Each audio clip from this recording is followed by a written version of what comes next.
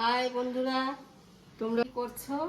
আর আমি দেখো শুকনো লঙ্কার বর্ষাকাল তো কেমন হয়ে যায়, তাই আমি একটু রোদে দিয়েছিলাম। তাই শুকনো লঙ্কার এই বোটাগুলো আমি ছাড়াচ্ছি। তা আজকে আমি একটা অন্য রেসিপি করব একটা, সেইটা তোমাদের আমি চলো রান্নাঘরে গিয়ে দেখাবো। তোমরা চলো এবার গিয়ে আমি তোমাদের দেখাচ্ছি। চলো, রেসিপিটা তোমাদের বললাম কিছুক্ষণ আগে। সেইটা দেখো সরপুঁটি। এই সরপুঁটির আমি এই সর্ষে পোস্ত দিয়ে আমি ঝাল করব। আর তার জন্য কি কি নিয়েছি দেখো, সর্ষে পোস্ত আমি ভিজিয়ে রেখেছি, আর এই যে টমেটো কুচি, পেঁয়াজ কুচি, আর শুকনো লঙ্কা, আর দু চারটে কাঁচা লঙ্কা দিয়ে এইগুলো দিয়ে আমি এই শুকনো লঙ্কা আর কাঁচা লঙ্কা দিয়ে পেস্ট করব। আর এইগুলো আমি পরে তেলের উপর দিয়ে ভাজা করে নেব। পেস্ট করে নিয়েছি। এবার আমি ওভেনে কড়াই বসিয়ে দিয়েছি। এবার আমি গ্যাস জ্বালিয়ে দেবো।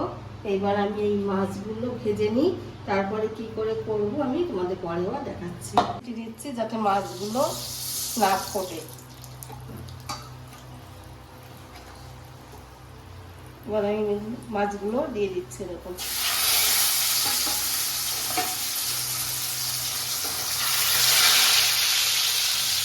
মাছগুলো আমি ভেজে নিয়েছি লাল লাল করে। এবার আমি পরবর্তী চা করবো, সেটাও পরে দেখাচ্ছি। এবার আমি কালো জিরে ফোড়ন দিচ্ছি।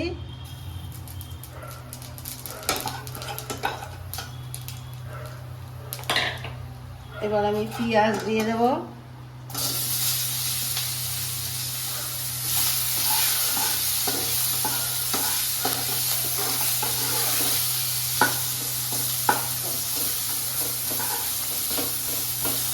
দিচ্ছি যাতে পেঁয়াজটা তাড়াতাড়ি একটুখানি নরম হয়ে ভাজা হয়ে যায়।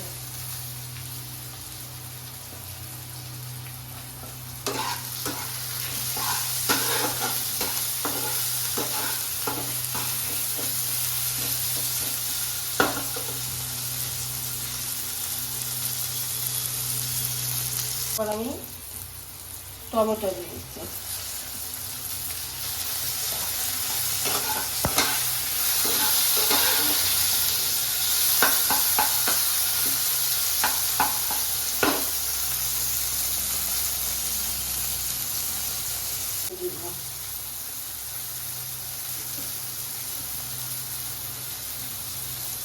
দেখো বন্ধুরা, আমি এই পেঁয়াজ আর টমেটোটা একটু লাল লাল ভাজা হয়ে গেলে পরে তারপরে আমি যেটা পেস্ট করলাম সর্ষে পোস্ত লঙ্কা, সেটা আমি এর মধ্যে দিয়ে সামান্য একটু হালকাভাবে একটুখানি কষিয়ে নেব।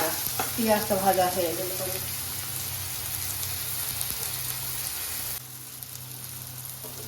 বন্ধুরা এবার পেস্টটা আমি এবার দিয়ে দিচ্ছি।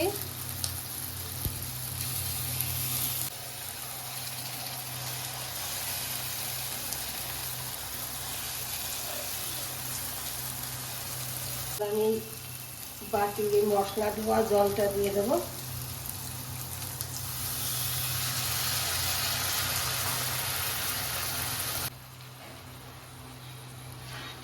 জল দিয়ে দেবো, মানে সর্ষে পোস্ততে বেশি তো ভাজা করা যায় না।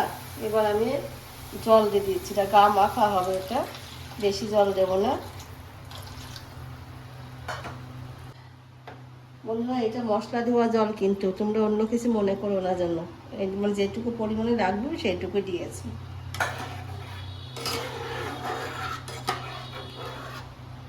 তারপরে আমি মাছগুলো ছেড়ে দেবো।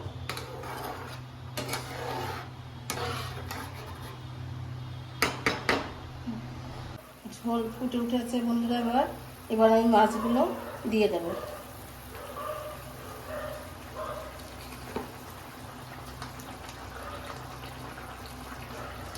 মাছগুলো সব দিয়ে দিলাম। ঝোলটা আর একটু শুকাবে। আর আপনারা যখন করবেন আপনারা নিজেদের স্বাদ মতন নুন ঝাল আপনারা তার মতন দিয়ে দেবেন। এবার আমি নামানোর আগ দিয়ে আমি একটু কাঁচা সর্ষের তেল দেব।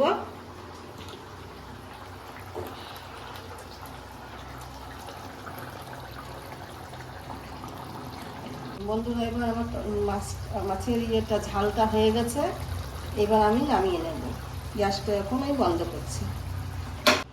এই দেখো মাছের রেসিপিটা দেখে নাও এখন যেভাবে করেছি।